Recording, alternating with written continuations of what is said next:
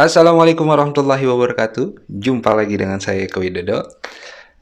Dan sebenarnya saya udah males banget ya terus-terusan bahas kasus ini. Tapi mau gimana? Kalau kita lepas, ya proses hukum nggak akan mungkin berjalan.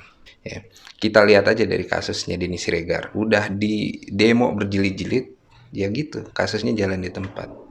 Abu Janda pun demikian. Ade Armando lebih parah, ya kan? Kasusnya di SP3, ya. Kemudian SP3-nya dibatalkan oleh pra peradilan. Jadi statusnya kembali jadi tersangka. Pun demikian bertahun-tahun sampai hari ini kasusnya jalan di tempat. Apalagi kasusnya si Ferdinand ini yang belum apa-apa aja sudah dibelain Menteri Agama. Bayangkan tuh.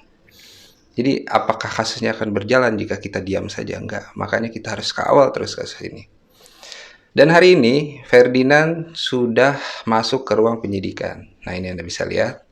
Ya, didampingi 3 pengacaranya, Ferdinand memenuhi panggilannya sebagai saksi. Ya.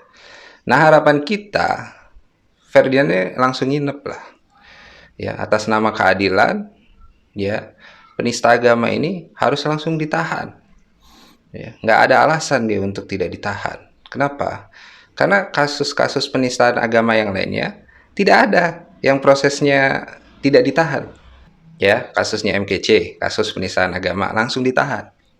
Ya, bahkan Ustadz ya Yahya Waloni ini sama-sama mualaf nih ya. Bahkan Yahya Waloni ini punya kompetensi, dia seorang mubalik. Bicara agama lain, menyinggung agama lain, dia ditahan. Ya, sampai hari ini beliau masih ditahan. Kasusnya masih berjalan. Gitu. Apalagi Ferdinand ini jelas-jelas dia menghina dua agama tuh di situ. Ya, jadi dua agama ini, makanya dia dilaporkan selain oleh aktivis Muslim, dia juga dilaporkan oleh Gerakan Pemuda Kristen. Bahkan PGI, ya Persatuan Gereja Indonesia juga bersikap.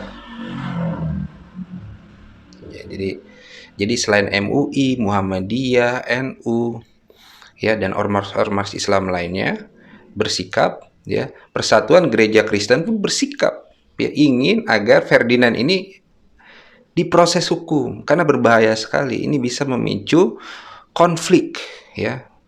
Ini bisa memicu gesekan antar umat beragama. Makanya sangat disayangkan sekali jika seorang menteri agama membela penista agama. Ya, ini ada apa ini? Menteri agama membela penista agama. Tapi saya nggak mau bahas di situ. Saya ingin bersuara atas nama diri saya sendiri sebagai seorang muslim, ya, juga mungkin menyuarakan suara-suara netizen yang ingin agar keadilan ditegakkan. Jika Yahya Waloni, ya, didakwakan pasal penistaan agama dan dia langsung ditahan, maka Ferdinand juga harus bisa. Ya. Jadi nanti biasanya malam-malam nih. Ya, pengalaman saya kalau di cyber itu nanti tengah malam baru statusnya diumumkan. Apakah dia masih menjadi seorang saksi atau sudah naik menjadi seorang tersangka gitu. Nah, kalau sudah dijadikan tersangka, apakah dia akan ditahan atau tidak gitu. Nah, harapan kita ya dia harus diinapkan di situ atas nama keadilan. Bahkan Habib Bahar kemarin kasusnya super kilat itu. Atas nama keadilan, kalau Habib Bahar saja bisa diperlakukan demikian, Habib Rizik juga begitu, ya diperiksa dan hari itu pula ditetapkan tersangka dan ditahan, ya harusnya Ferdinand juga bisa. Harusnya Ferdinand juga diperlakukan sama, ya, karena kita semua sama di mata hukum. Oke, yang menarik di sini Ferdinand ya, Anda bisa lihat ini dia ingin membuktikan bahwa dirinya seorang mualaf gitu. Apakah ini akan berpengaruh? Ya tentu saja tidak. Saya tidak dalam posisi membenarkan Ustadz Yahya Waloni ya. Ya. Posisi saya terkait kasus Ustadz Yahya Waloni sudah saya buatkan video khusus. Tapi konteksnya di sini adalah kan perbandingan agama.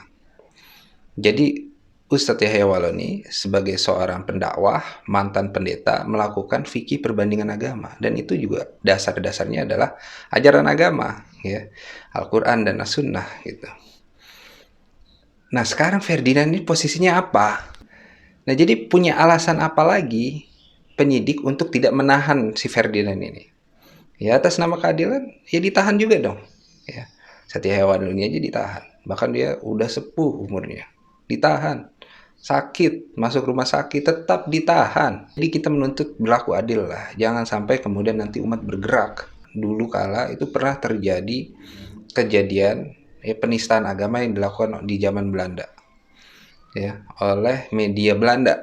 Dan saat itu seorang Haji Umar Salim Cokro Aminoto, dia sendiri yang memimpin, ya, demo, ya, menuntut agar penista agama itu dihukum.